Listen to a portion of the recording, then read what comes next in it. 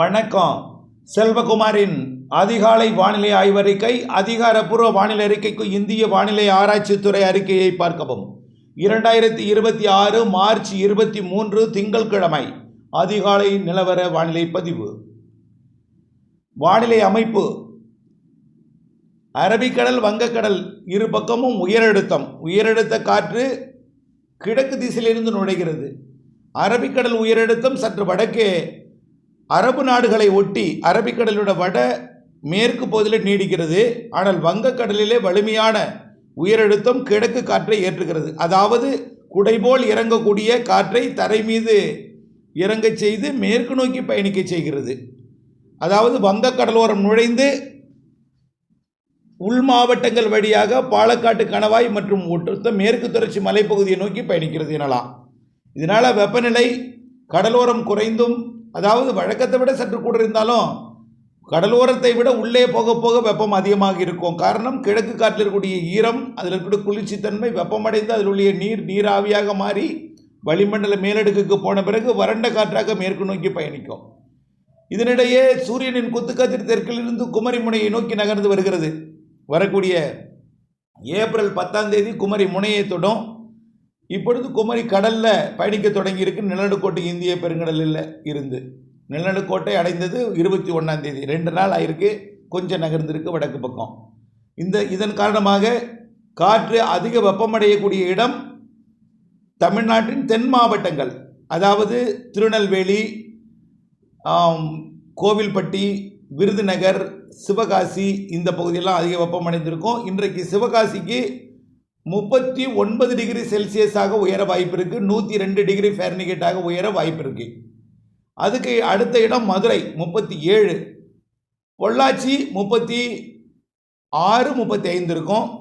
இன்றைக்கு ஒரு நாள் மட்டும் கொஞ்சம் இந்த தென் மாவட்டங்களில் கொஞ்சம் கூடுதலாக வாய்ப்பு இருக்குது. ஏன்னா தென்கிழக்கிலிருந்து காற்று நுழைகிறது. உயரழுத்தம் சற்று தெற்கே நுழைந்திருக்கிற காரணத்தினால இதனால் என்ன ஆகுன்னா, அந்த கொடைக்கானல் மலையோட தெற்கு பகுதியில் இந்த காற்று தடுக்கப்படுது. அப்போ என்ன ஆகுன்னா, பொள்ளாச்சிக்கு வர வேண்டிய காற்று கொடைக்கானல் மலை தடுத்துரும். அதாவது தேனிக்கு கிழக்கே, கொடைக்கானல் மலைக்கு தெற்கே, அதாவது மதுரை, உசிலம்பட்டி வரைக்கும் கடும் வெப்பமாக புழுக்கமாக இருக்கும் இன்றைக்கு. அதாவது மதுரை, தேனி, விருதுநகர், தென்காசி, திருநெல்வேலி, தூத்துக்குடி, இந்த விருதுநகரோட அருப்புக்கோட்டை இந்த பகுதி வரைக்குமே கொஞ்சம் வெப்பமாக இருக்கும். அதாவது 100 டிகிரியை ஒட்டி இருக்கும். மதுரை 100 டிகிரிக்கு கீழே தான் இருக்கும். 98.6 இருக்கும். அடுத்தபடியாக கரூர்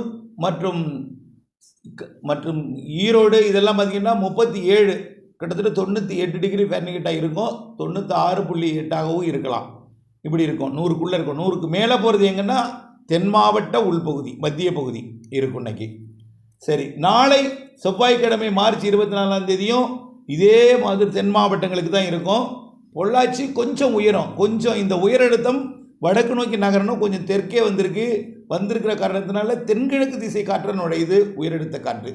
இதனால் என்ன ஆகுதுன்னா, கொடைக்கானல் மலை தடுக்குது. பழனிக்கு வடக்கே, உடுமலைப்பேட்டை, பொள்ளாச்சி பகுதிக்கு வரக்கூடிய காற்று கொடைக்கானல் மலை தெற்கு பகுதியில் தடுக்கிறது. இதனால் வெப்பம் அங்கே அதிகமாக இருக்குது. இருந்தாலும் கிழக்கு திசை காற்றும் வருகிறது. இது மெல்ல நகரும் காற்றாக வருகிறது. இதனால் புழுக்கத்தை கொடுக்கும். அதாவது மாலை ஆன பிறகு தான் கொஞ்சம் வெயில் அதிகமாக இருக்கும், வியர்வையை கொடுக்கும். பொள்ளாச்சியை பொறுத்த வரைக்கும், உடுமலைப்பேட்டையை பொறுத்த வரைக்கும், அதே போல் பல்லடம், காங்கேயம், வெள்ளக்கோயில், தாராபுரம் இந்த பகுதியெல்லாம் சூரியன் மறையும் வரைக்கும் கொஞ்சம் ஹாட்டாக இருக்கும், புழுக்கமாக இருக்கும். ஏன்னா மேற்கிலிருந்து கிளம்பிய காற்று, மெல்ல நகரும் காற்று ரொம்ப 20-10 கிலோமீட்டர் வேகத்தில் வர்றதுனால வெப்பமடைந்து வந்து சேர்வது தாமதம் அடையும். அதே நேரத்தில் அதிகாலை குளிர் விலகுவதற்கும் தாமதம் ஏற்படும். ஆகவே கொஞ்சம் காலை வரைக்குமே கொஞ்சம் குளிர்ச்சியாக இருக்கும். காலைக்கு பிறகு தான் வெப்பமாகும்.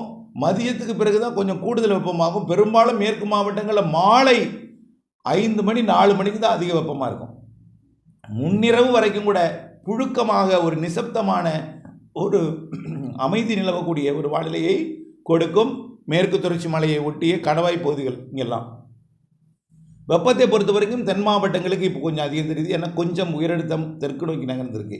சரி, நாளைய மறுதினம், அதாவது புதன்கிழமை எப்படி இருக்குன்னு பார்த்தீங்கன்னா அதே போல தான்.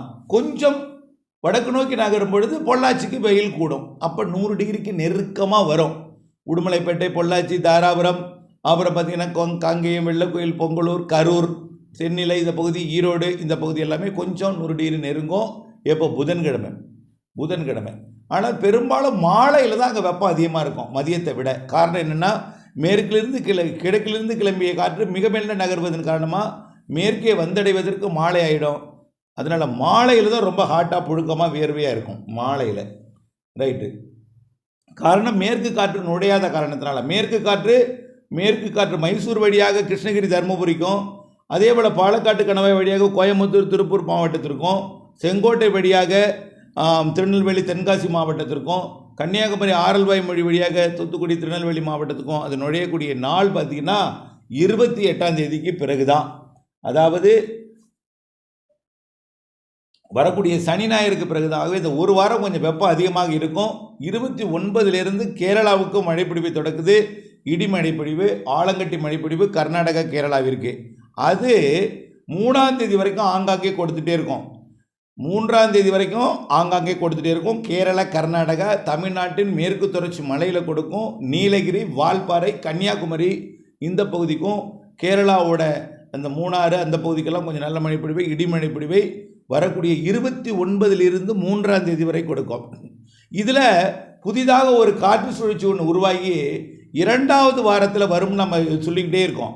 அது வருவதற்கு வாய்ப்பு ஏற்பட்டிருக்கு. அது வரைக்கும் பெரிதாக மழை தமிழ்நாட்டில் இருக்காதுங்க.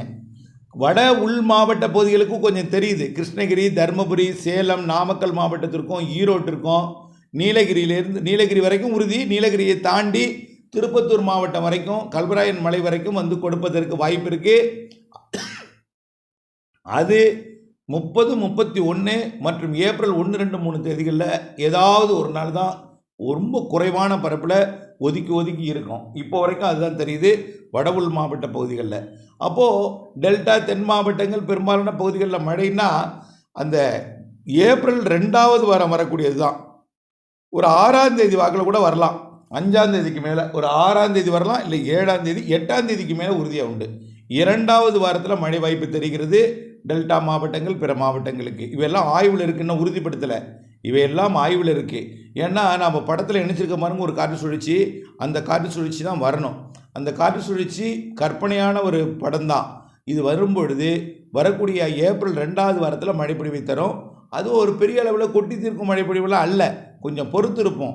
எப்படிப்பட்ட ஒரு தீவிரம் இருக்குது, எந்த இடத்துல வரும், இருகாற்று இணைவு ஏற்படும். நிகழ்வு வலிமையாக இருந்தாலும் கடந்த முறை கூட பொழிந்து வந்துச்சு ஒரு வலிமையான நிகழ்வு. ஆனால் இருகாற்று இணைவு எங்கே ஏற்பட்டுச்சு? மேற்கு தொடர்ச்சி மலையில், கேரளா அங்கங்கே போய் ஏற்பட்டுச்சு. ஆகவே எப்படிப்பட்ட ஒரு நிகழ்வாக இருந்தாலும் இருகாற்று இணைவு, வெப்ப குளிர் நீராவி இணைதல் எங்கே நடைபெறுகிறது, வெப்பம் எப்படி இருக்குது, இவையெல்லாம் பார்த்து தான் நம்ம சொல்ல முடியும். இருந்தாலும் இப்பொழுதைக்கு இப்போ மாத இறுதி கேரளா, கர்நாடகா, அதனை ஒட்டி உள்ள தமிழ்நாட்டின் மலைப்பகுதிகளில் நீலகிரி, வால்பாறைக்கு மட்டும் உறுதி இருக்குது. ஒரு சில நாள் வட உள் மாவட்ட பகுதி கிருஷ்ணகிரி, தருமபுரி, திருப்பத்தூர் வரைக்கும், சேலம், நாமக்கல், வடக்கு இதெல்லாம் கொஞ்சம் தெரியுது. இந்த மாத இறுதி நாள் 29, 30, 31, 29 வந்துடாது, 30, 31 அல்லது 1, 2, 3 ஒரு நாள் வரும். அதுக்கு அடுத்தது 2வது வாரம் தான். 2வது வாரம் ஆய்வில் இருக்குது. எங்கே எப்படி என்பது எங்களை பொறுத்திருங்கள், அறிவிக்கிறேன். இணைந்தே இருங்கள் அப்டேட்ஸுடன். கொஞ்சம் வெயில் கூடுதலாக இருக்கும், கடலோரத்தை விட உள்ளே தான் கூடுதலாக இருக்கும். ஆனால் 102க்கு மேலே போயிடாது. 102 ஓரிரு இடங்களில் தான் இருக்கும். பெரும்பாலும் 100 டிகிரிக்கு நெருக்கமாக இருக்கும். கொஞ்சம் திருச்சிக்கு மேற்க கொஞ்சம் கூடுதல் வெப்பம் இருந்தாலும் 102, 101க்கு மேலே போகாது. ஆகவே அச்சப்பட வேண்டாம்.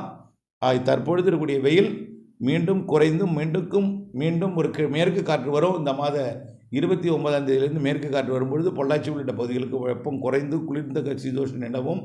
வெப்பம் அப்போ எங்கே அதிகரிக்கும்னாக்க சேலம், ஈரோடுக்கு அதிகரிக்கும், வேலூர் அதிகரிக்கும். அதுக்கப்புறம் வேலூர் அதிகரிக்கும். ஏப்ரல், மே வந்தாலே வேலூர் அதிகரிக்க தொடங்கும். வேலூர், திருத்தணி அதிகரிக்க தொடங்கும். அப்போ தெற்கே கொஞ்சம் குறையும். தெற்கே சூரியன் குத்துக்கதிர் வருது. ஏப்ரல் 10 தேதிக்கு மேலே தான் தமிழ்நாட்டில் ஏறின பிறகு தான் கொஞ்சம் கொஞ்சமாக வேலூருக்கு அதிகரிக்குமே தவிர உடனடியாக வேலூருக்கு அதிகரிக்கிறதுக்கு வாய்ப்பில்லை. இப்பொழுதைக்கு தென் மாவட்டங்கள், அடுத்த மேற்கு மாவட்டங்கள், அடுத்து தான் வட உள் மாவட்டங்கள், வேலூர், திருத்தணி போன்ற பகுதிகள் எல்லாமே. இணைந்தே இருங்கள் அப்டேட்ஸுடன். நன்றி.